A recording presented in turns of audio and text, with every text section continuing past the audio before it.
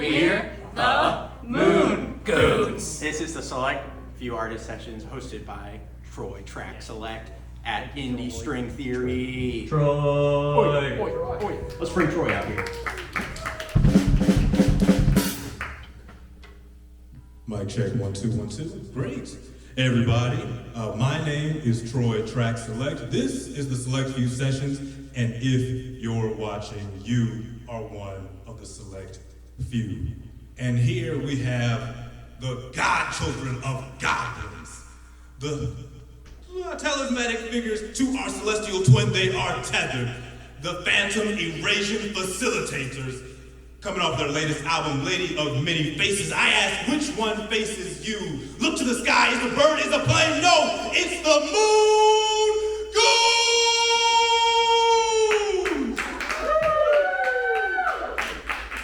Damn, Troy. Amazing. Thank you. Thank you, Troy. Oh, you're so sweet. Thank you, Indy String Theory. Thank you, Indy String Theory. We're gonna play songs. Love these boys. This one's called Everyone Unforgiven here. 3. What?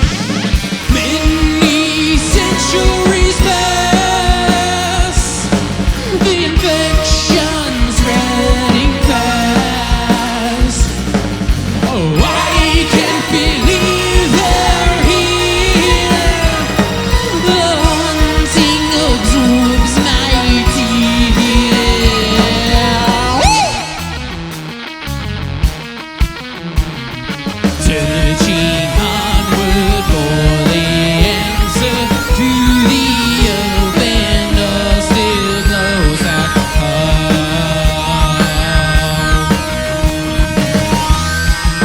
Unraveling the only burden on me.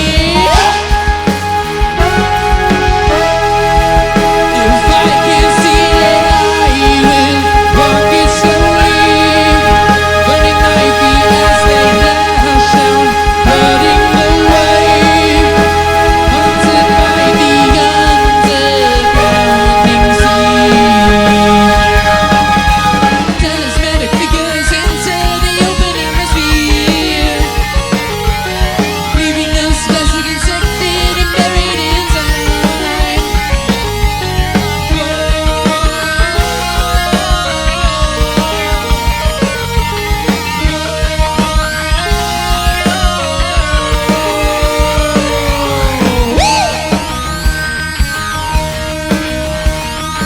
Growing sideways is their offering to the false and wicked, foolish force.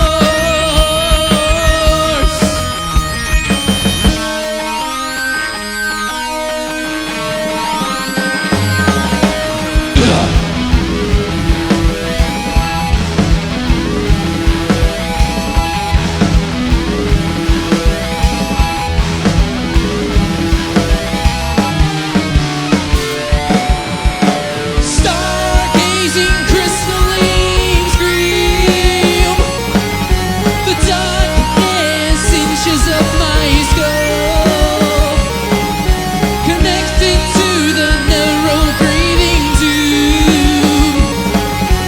Won't you believe that home is beaming below? Talismanic figures enter the open atmosphere, leaving us blessed, infected, and buried in time.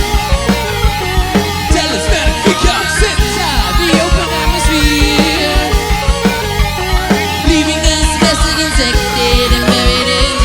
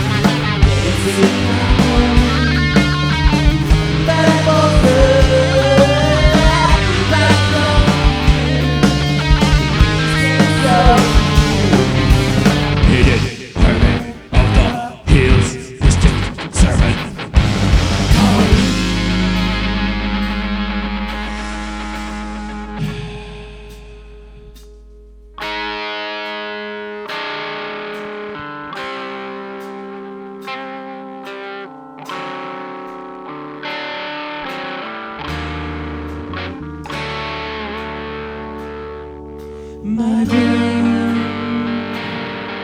shall be my next hypocrisy. I breathe my grief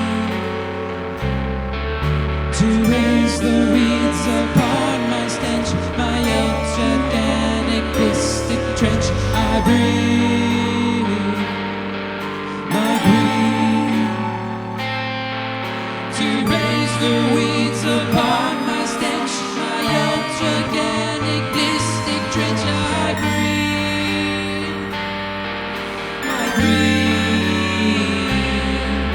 to raise the weeds upon my stench, my gigantic pistic trench. Holy night, submission from the orchid god. I kneel and pray, sing this song. Permission from the orchid god. I kneel and pray, sing this song. Holy blood, holy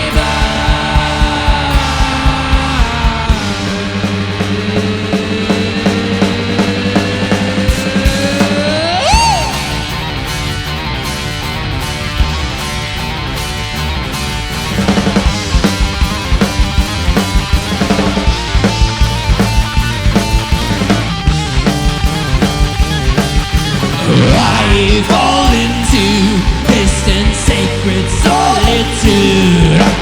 I fall into distant sacred solitude for the hidden hermit.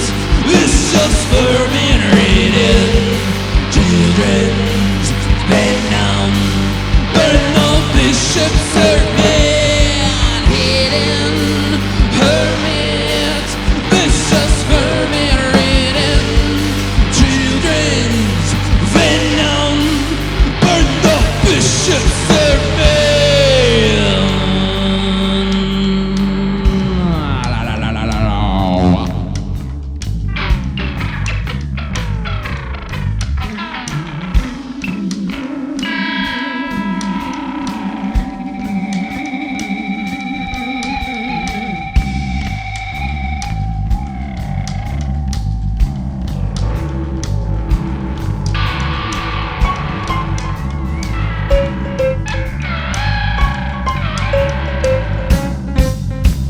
Does anybody from the front come down from underneath the door? They rip a lovely electric Christ. Does any room to salty skies?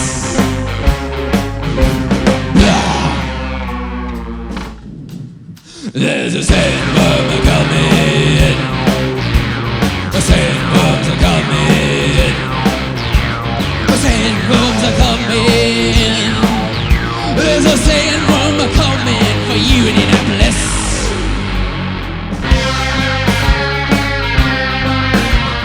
Scaly silhouettes appear like fleshy bits of ink and blue, sifting through the sands for me of innocent ring more to see. There's a sandworm a-coming. The sandworms a-coming. The sandworms a-coming. There's a sandworm that's coming for you.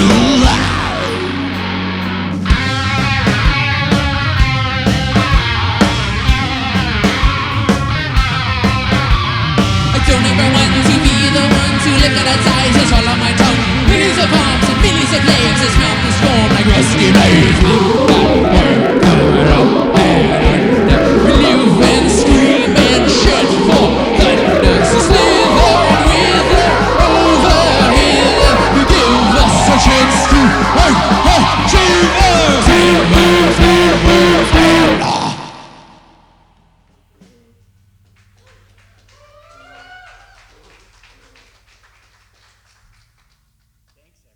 Yeah, thanks guys. Thanks again to Indy String Theory and Troy for making this all so wonderful. I love it here. We might just stay after. Live. What are you guys doing after this?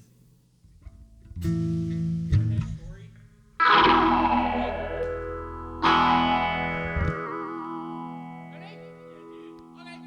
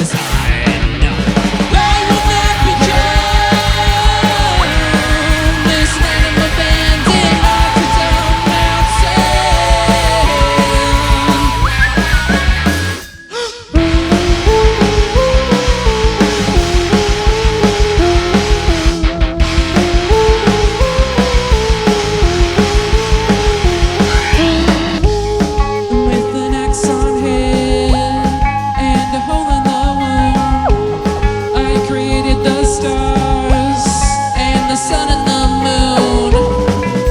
A child best born heard the drum of the Lord.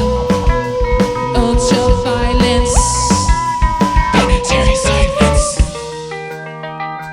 trusting, seeking meaning, bleeding. Lady,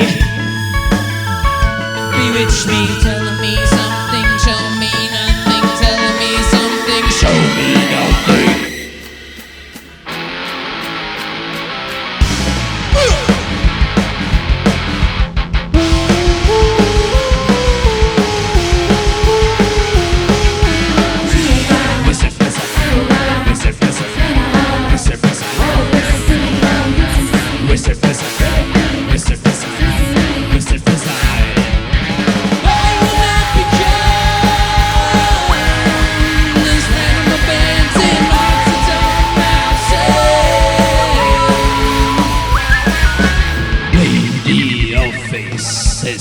Leaving no traces, lady of faces, leaving no traces.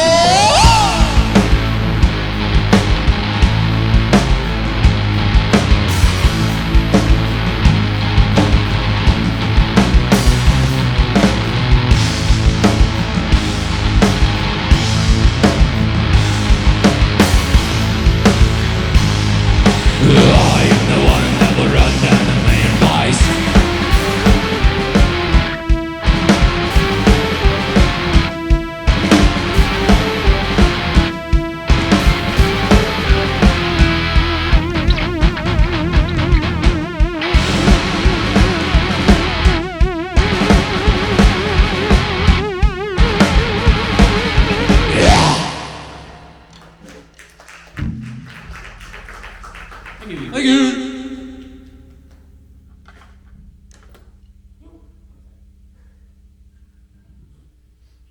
Yeah, we are the Moon Goons.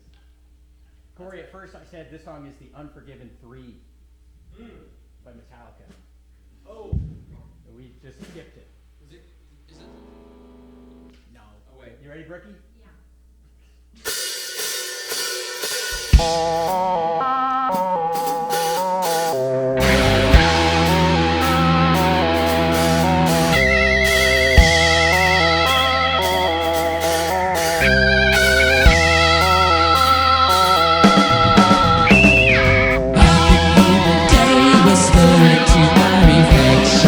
Poisoning the words dripping from my ancient lips.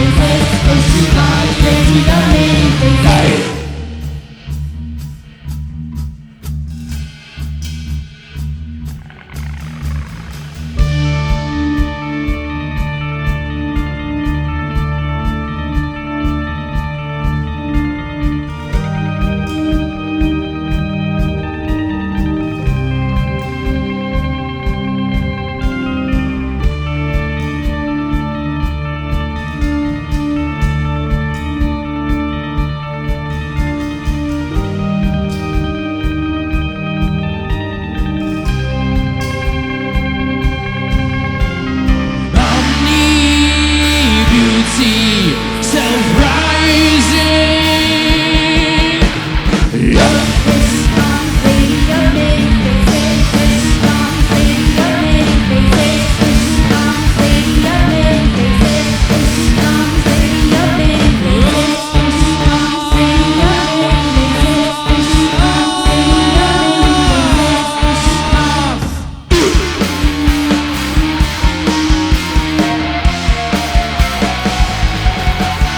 With shades in motivations dwindle, drawn in my head to open up the stars again. Several hundred occupied, leaving my mind to the sky, dreaming like a cannibal. Zero feels the weight of me, breathing slowly, master key compass so between my teeth.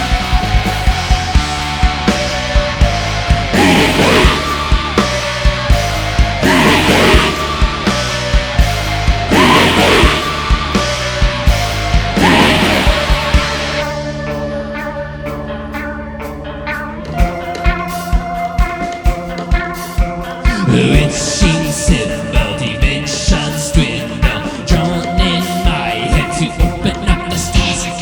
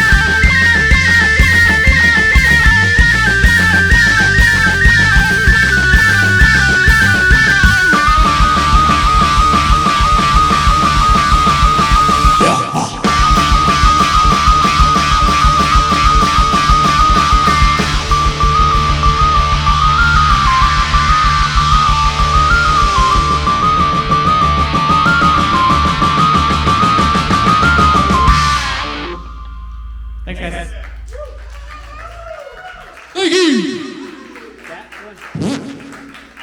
was all of it. We're the Moon Goons. This is the Select Few Artist Sessions hosted by Troy Track Select at Indy String Theory. Troy. Oi. Let's bring Troy out here.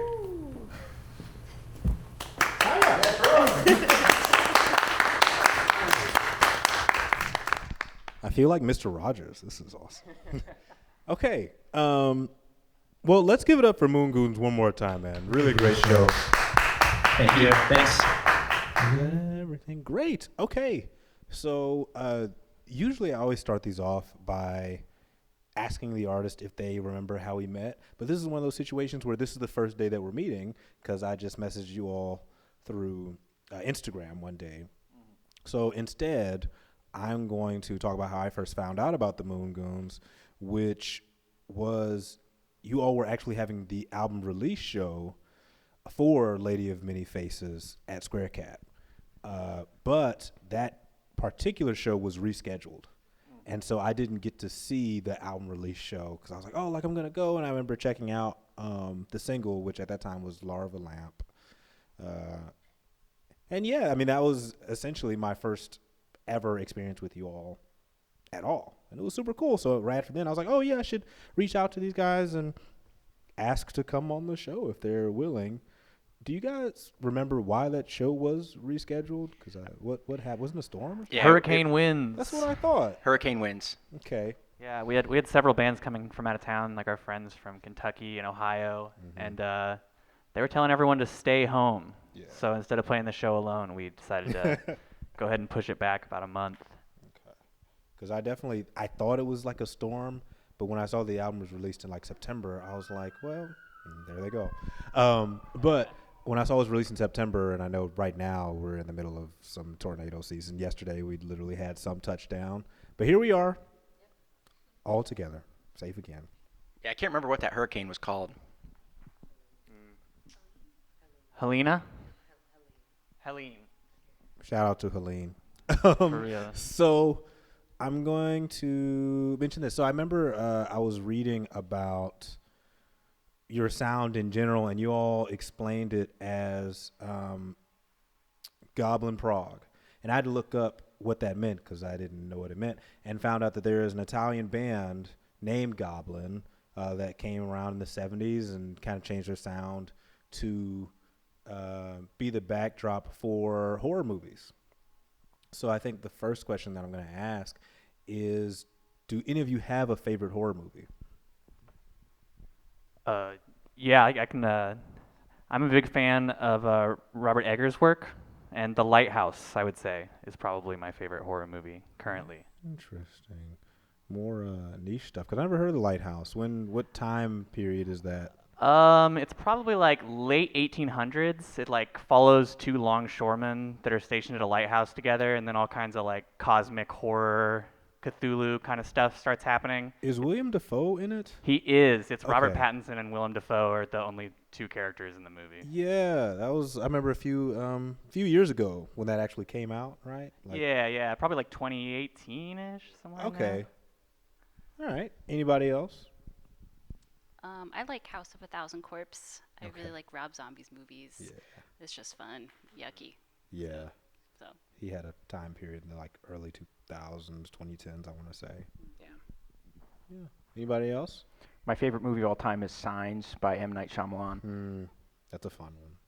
I still need to see it from like beginning all the way to the end. It's so good. So I guess then, speaking of those horror movies, are there any horror movies that you all would like to provide a soundtrack for? Oh, yeah. Which one? Shoot. I mean, Signs wouldn't work exactly.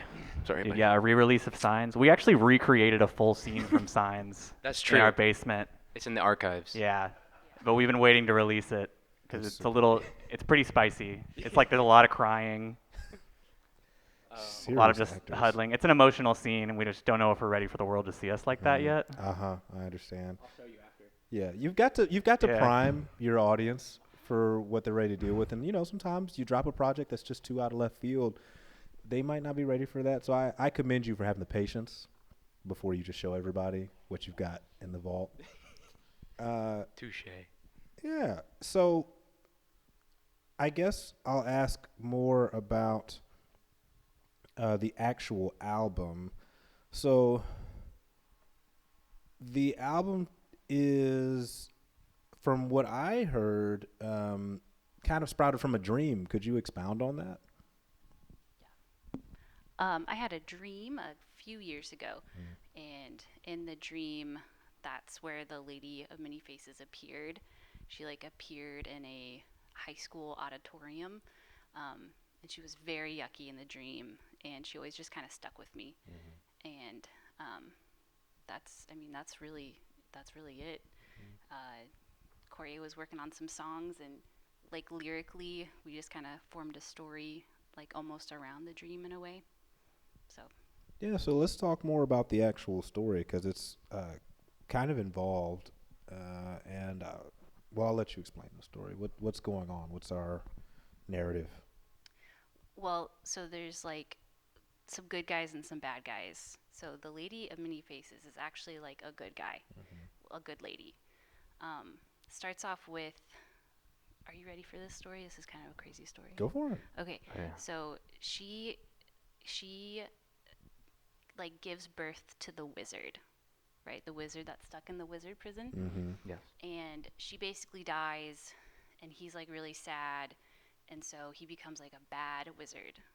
You know, he's got a big ego, and then he goes to wizard prison because he was bad. But then he got good and wanted to be better, and was trying to deal with like being more like loving. And so he really challenged his loveless life with the hidden hermit, because the hidden hermit is like a loveless creature. And he figured it out. He was good.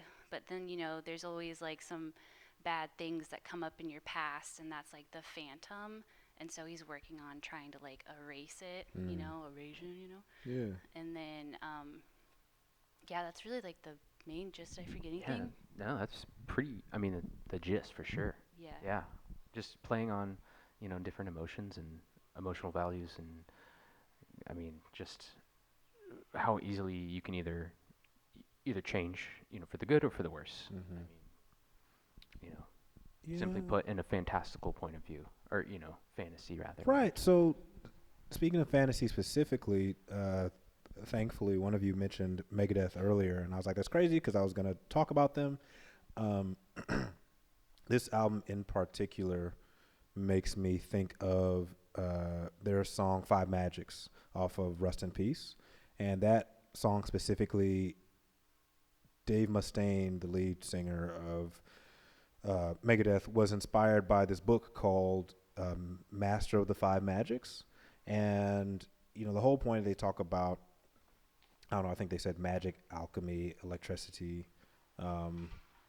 magic, and thermatology. But the point is, he was inspired by this book with a lot of fantasy within it. So are there any pieces of media that helped you write about all these different mythical creatures and kind of this backdrop that you have for this album? Well, shoot. I mean, big fan of like certain sword and sorcery kind of movies, or just any piece of media. So let's just say Conan the Barbarian, like the old school, the 1982, I think, version, and Conan the Destroyer. I don't know, just the mysticality of the imagery, the aestheticism, everything in those two movies especially is definitely part of the foundation for me personally, I would say. But I mean, it's just more fun writing a story, and using fictional characters is by a means of, an output of what you're trying to say. It makes it a little easier and more fun for sure, like I just said. I mean, I don't know, what do you guys think? Did you have any reoccurring kind of thoughts or I mean, there's just so much to be inspired about, but I don't think I have like any source or anything. It's just always just happening. I Yeah. think always just kind of in that fantastical kind of mindset. H.P. Lovecraft, of course, stuff like that, Yeah. as far as novels go.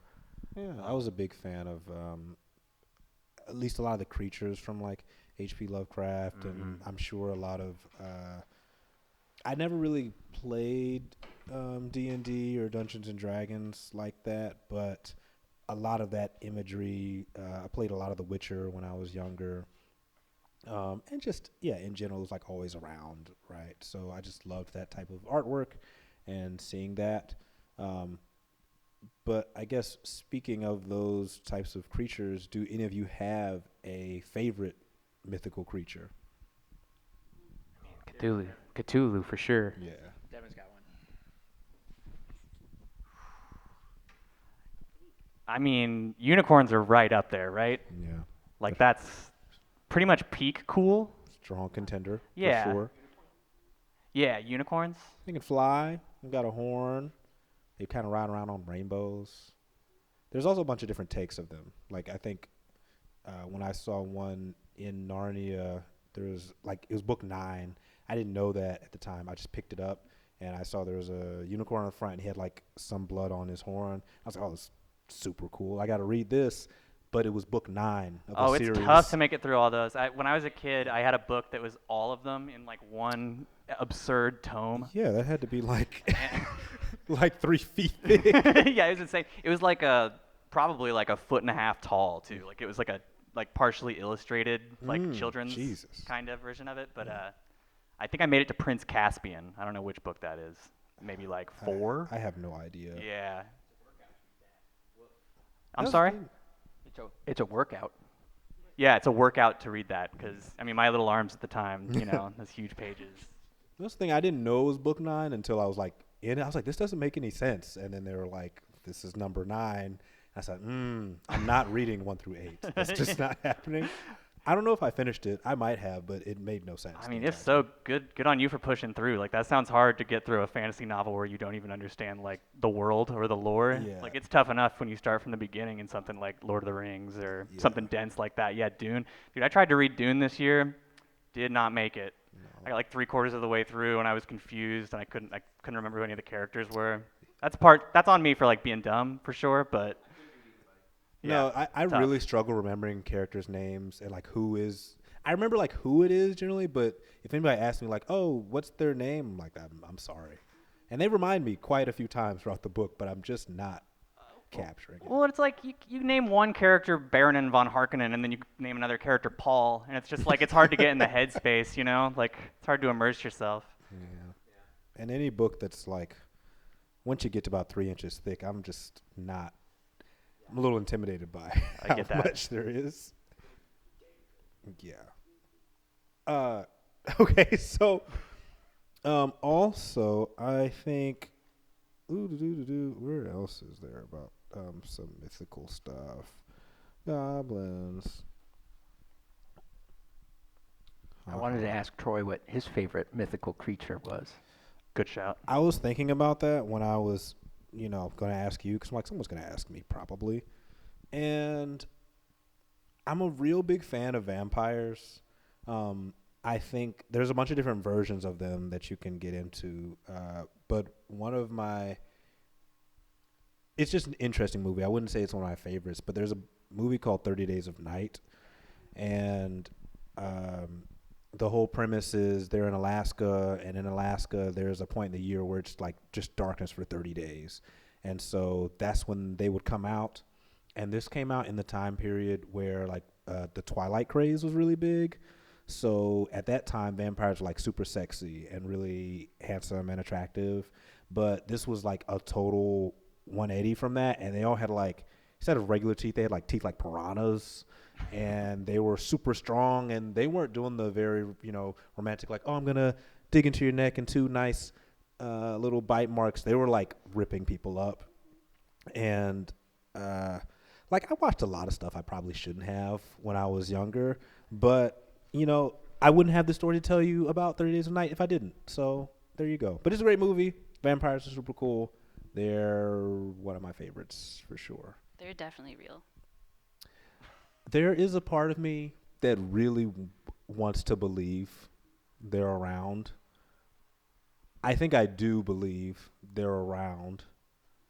I used to read this book called Cirque du Freak, which was a whole series. I think that was like 8 books. I was very proud that I made it through, but it was 12, I think. They had a really crappy ending, though. It was one of those, like, it was all a dream type of things. I was like, I read 12 of these for you. I remember his name was Derek. I don't remember his last name. No, Darren. Darren something. But we have beef to this day, so I've got him blocked on all my numbers, But yeah, so I think one thing that's very interesting about this album is that it is distinctively different from the first few that you have, in the sense of it feels fuller and denser in the way of like eating a granola bar compared to eating like a Nature's Own, like one of those super crunchy ones where there's just a lot of open space. So what kind of got you to this point in your writing where there's just much more space filled compared to open space for, I don't know, staccato or things to come out from past albums? Yeah, I think that was kind of just a natural thing that happened to us as a band. On our our second full length, A Daydream Dark, we had a second guitar player, and I joined midway through the album cycle on that. And so I feel like the sound developed in a very different way. And whenever we went down to one guitar player, as a 4-piece or whatever, I feel like we started looking for more creative ways to fill those like melodic voids that we lost not having like a dedicated lead guitar player. And so, I mean, that led to more of us, like, Brooke and I singing more on the album. That led to me trying to find more creative ways to fill space on bass, personally.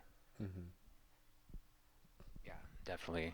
Yeah, more. I feel like it's almost like Devin is, and Brooke, honestly too. They're filling in, those extra guitar parts that aren't there, but with their own instruments, obviously. So it's been nice to see the evolution of, especially these two, like, just trying to, just fill in the space, for crying out loud. Like, I'd say also it's because Corey records all of our stuff, and he just gets better and better every year. And this time, it was mastered by Brian Bone Thorburn, and he just annihilated it. It sounds awesome. Yeah. So he did a really good the job. mixing and mastering is next level on this one, I think. Yeah, I definitely noticed, like, from listening from the first album, second album, third, like, some of them are, like, quieter. I just noticed there's, like, a next step that I think this one shows in terms of just how it was all finished at the end of the day. Now, one other thing I noticed is, this is a narrative of an album also, but some of the songs you have where they actually like flow pretty much immediately into the next one, but then some of them don't. So what made you do that on some versus not on others? Can I do this one? Yeah, please. It's just considering how we're going to do it live. As we're running the songs all together, we don't like to stop too much in between songs. So just figuring that out before the record comes out itself and adding those into the songs. So they're already built in. And sometimes it happens extremely naturally. Sometimes we're like, ooh, it'd be cool if we change the ending there, or, whatever, just to make it fit, or even just kind of mess around with solely the live aspect too, where it would flow, maybe, just choosing 2 random songs essentially and working something out. So Yeah, that's been fun. super cool. And I also noticed, like, you got The Lady of Many Faces. That track in particular is kind of the magnum opus of the record. It's the longest song by a pretty wide margin from what I remember. So what, I guess, were you guys trying to communicate through that one to make it the magnum opus? Because there are, like, multiple sections. So what's so special about that one? I mean, obviously it's the title track, but what made you put that type of effort into that?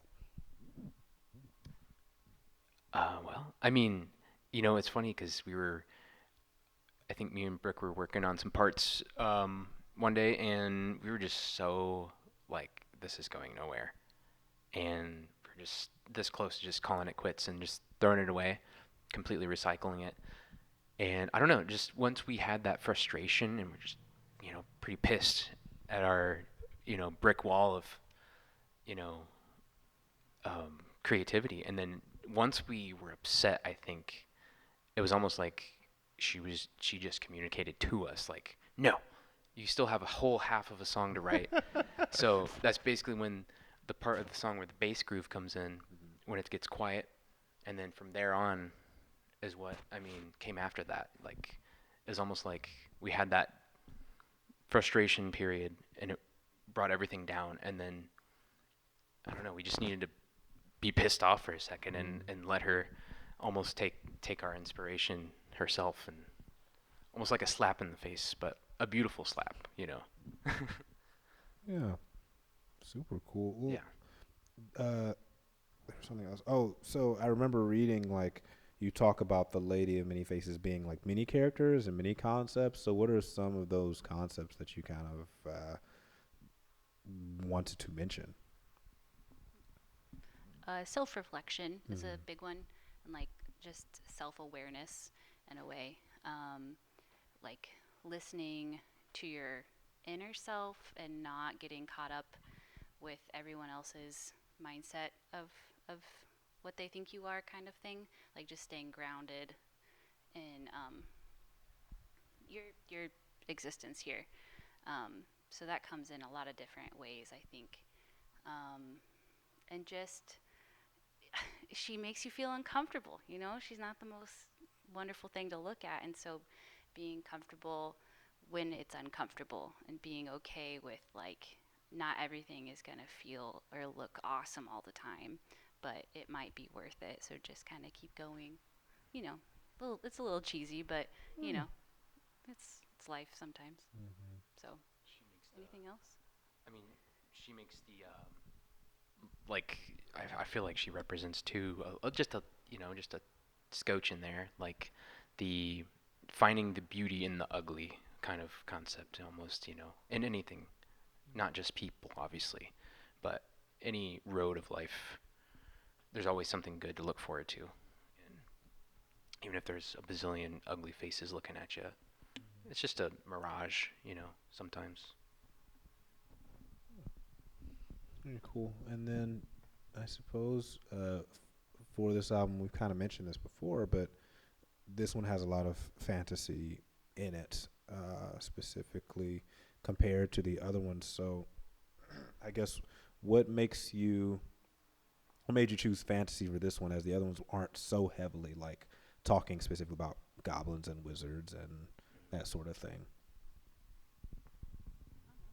I mean, I think it was just falling in love with the idea of this character lady, and then, okay, we either make it just about literally just her, or we can make a story about other characters portrayed in her life or in her world as well.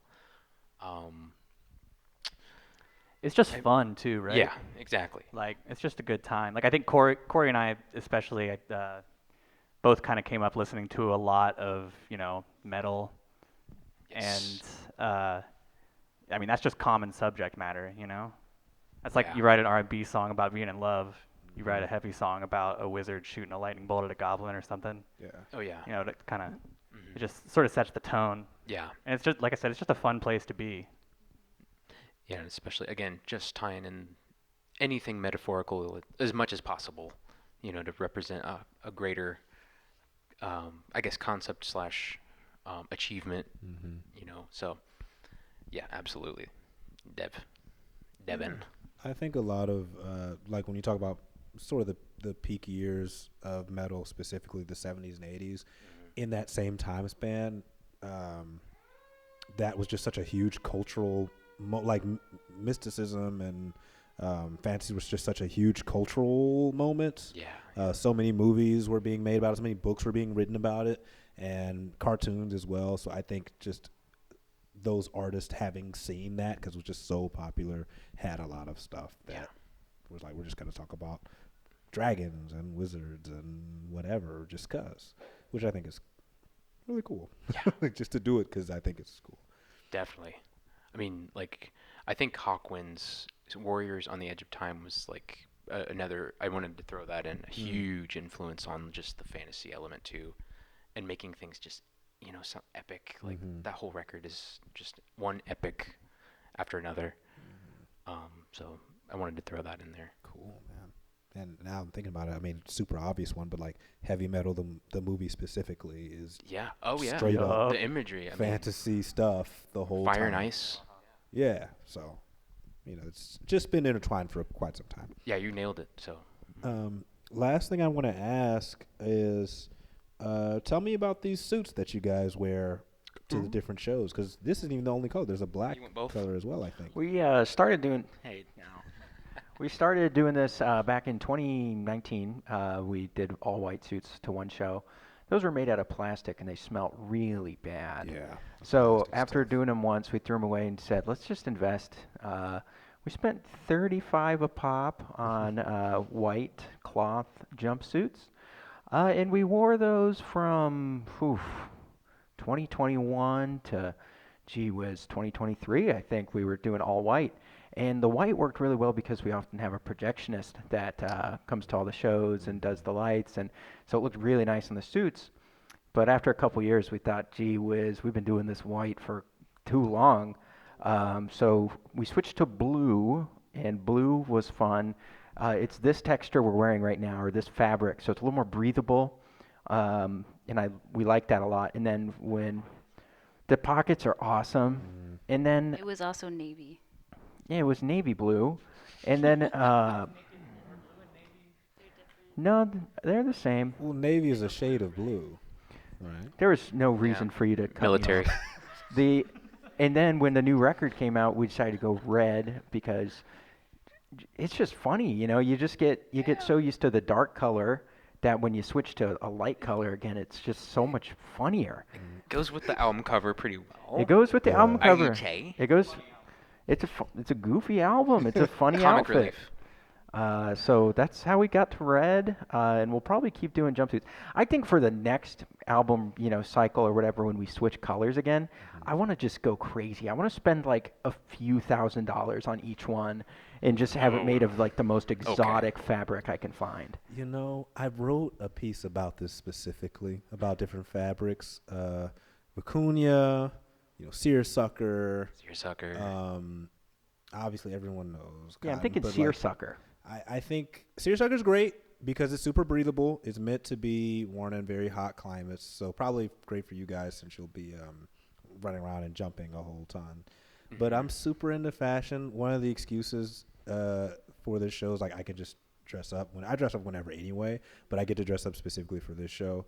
So it's great that you're talking about pocket structures. I've been looking really into outdoorsman clothing recently. Some fishermen's jackets because they have lots of pockets and things. And you look great. Thank you. I think Brick said it earlier, but yeah, I love that shirt. Yeah. Thank you. I really appreciate that. Fucking love that. Can I say something else about these? Yeah. So you may notice that we bleached them a little bit. Oh yeah, I forgot the bleach. Hey, can anyone in the crowd, can you see what the difference between me and Corey's suit is to Devin and Brooks? What's the difference with the bleach? It's looking like theirs is whiter. Nailed it. You nailed it. So when we first bleached them, we just went straight bleach right to the suit. Corey and I went a little crazy, and about a week later, I swear, Took a blaster to it. he rips his in the bottom half. I rip mine in the top half. So we just bought new ones. Yeah. And then we watered down the bleach and we did it again. So that's why we look a little different. Yeah, I had to play 2 shows with it. Yeah, he just had a big old split in his leg. But fortunately, Corey never takes his clothes off underneath. Fortunately. Yeah. Shout out to you, man.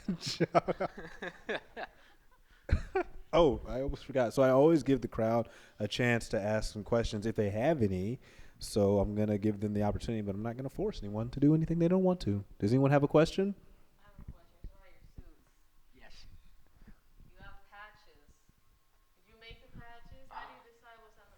Okay, tight. So the 4 characters on our patches are characters from the album cover, and there's 4 of the characters in the circle. So we each picked our favorite. That's super cool. And we had a company make 5 patches each. So we have some extras, but we just put them right on there. My fiance, Chucky, sewed them right on. And I think they look pretty sick. I feel like they represent us too pretty well, Yeah, Brooks is the ego feeder, the blue one. Corey's is the wizard from Wizard Prison. Yeah. Mine's the giant from Doom Tomb Giant. And Devin's is the Phantom from Phantomeration. That's super cool. Well, I'm big in yellow. Yeah. And that's the end. Yeah. I feel like we all knew who everyone was, like, instantly. Mm-hmm. Yeah.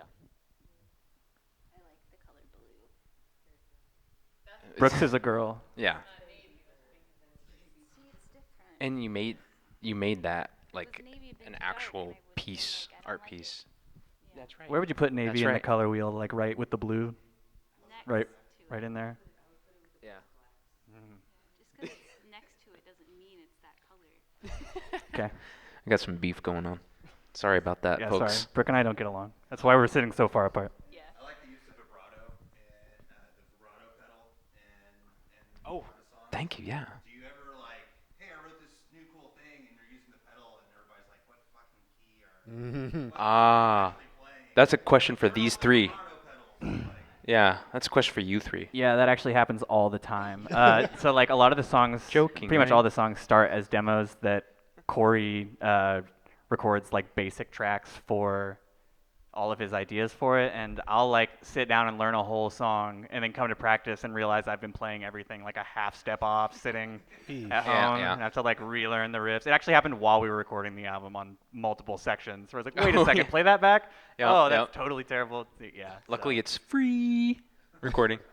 yeah. Right, buddy?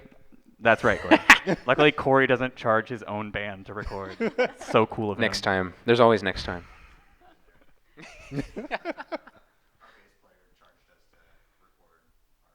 What a scoundrel. Oh, well, What's your bass player's name? He's no longer in the business, so I'm not going to out him. Okay. Okay, I was going to try to dox him. Just ruin his life. I got another guy for you. Anybody else have any questions? yes. That's funny. I think someone asked if they were like, like someone was like, are those upside down sevens or something? I was like, When you hear hooves, Yeah, think horses. who else is famous with an L as their logo? I mean, Larry Bird? No. No. I don't know. Does Larry Bird have a Luigi? logo? Yes. No L. No L. Like Merry Christmas.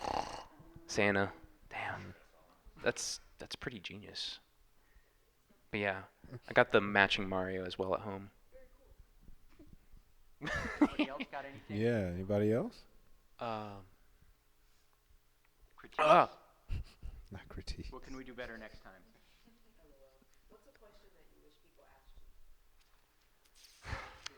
Ooh. Whoa. I I don't know. No one asked about my socks. What you It's got? okay. They're barely visible. Yeah, yeah. I think they're Adidas. What you got? Oh. Yeah, gray.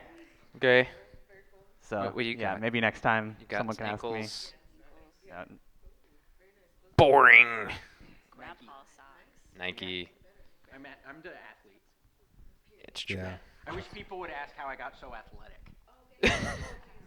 I was just kind of a born jock. Yeah. Yeah. Like, no, I was not. I was in the jazz band in high school. Yep, full drum set. But that didn't stop me from beating up nerds. Yeah. Yeah, this guy could talk jazz all day. Big jazz guy. Who's your favorite jazz guy? Oh, easy. Steve Vai. Steve Vai. They're right. Great answer. Forgot he was primarily jazz. Anything else? Have you? Have you?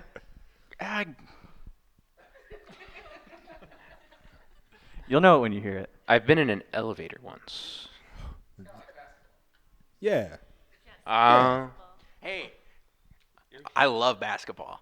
But, Jock. okay, I'm about to throw Brooke under the bus. On brand. Brooke hates saxophones. Legitimately hates saxophones. It's the craziest thing. I'd like to ask Brooke, what is it about the saxophone? We have to ask now because It's now it's on something camera. that is in my brain, and there's like a missing wire or something. Because every time I hear that sound, it just makes my skin crawl. And I'm sorry, I don't mean to disappoint people. I can't. It's my brain. I don't like synthesizers or keyboards or pianos. That's why you wear earphones and you play the drums so hard you can't hear me. No, just for the band.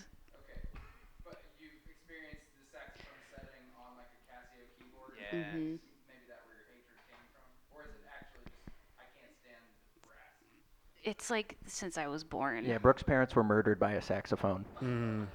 Yeah, heads got inside of it. Yeah. So I do have to bad. say, like, I love the sound of a saxophone, but if I hear some records, if you're listening to them, you hear where they're like tonguing the notes, and I can't stand that. It's like the frequency or something. Yeah, Yeah. like something. I just can't. My ears don't like it. Oh, Rob geez. Dixon's He not in the actually room, knows is he? who I am. I can't. Yeah, something about it is. Especially if it's like in my ears, it actually like hurts my ears. Like it's not good.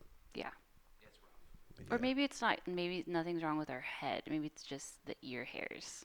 Mm, So, yeah. no, the ear hairs. Just the hairs. Oh, okay. Just the hair Just specifically. the They pick up hairs. the frequency of the Yeah, vibrations. it's all wrong up there. Brush them out. I went to school to learn that. Not that specifically. I just read about it when I was in school. Anyway, okay. If nobody has any more questions, going once. Okay, go for it.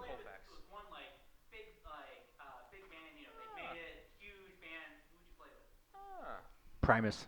Yeah, Oh. That's a good one. big time. Mono Chao. What'd you say that? What? I don't even know who that is. Maybe you don't. Big bands, I Corey. think it'd be cool to open for Mono Chao. That's all I'm saying. Well, shout out to Manu Chao. What's that gonna do for me? Manu Chao, we'd love to work with you. Yes. Don't take any of their opinions of you how I take you. I love you. Now, I did just find out about you, but I still love you. Okay. Megadeth. Oh, Oh, yeah. Like, how do you find us? yeah. Moon Goons music at gmail.com. You can get a hold of me there, or you can DM us on Instagram. Get a hold of me there. Moon Goons Tunes. It's at Moon Goons Tunes, and my number is 765-667-5589. Call, text. Okay. We'll talk soon. And leave your name. Make sure you say your name. Jacob. That wasn't a very confident Jacob. So free. I get free calls on weekends. So you went back to 2006. Great. Appreciate that. If Jacob doesn't get to dox someone else during an interview, he doxes himself. Okay. I might leave that in the interview. I don't know. We'll talk about that. Okay, guys. Thanks so much to the Moon Goons. Let's clap it up for them one more time. Thank you, Troy. And thank you, everyone. Seriously, thank Man. you. And I guess I'll see you guys next time. Peace.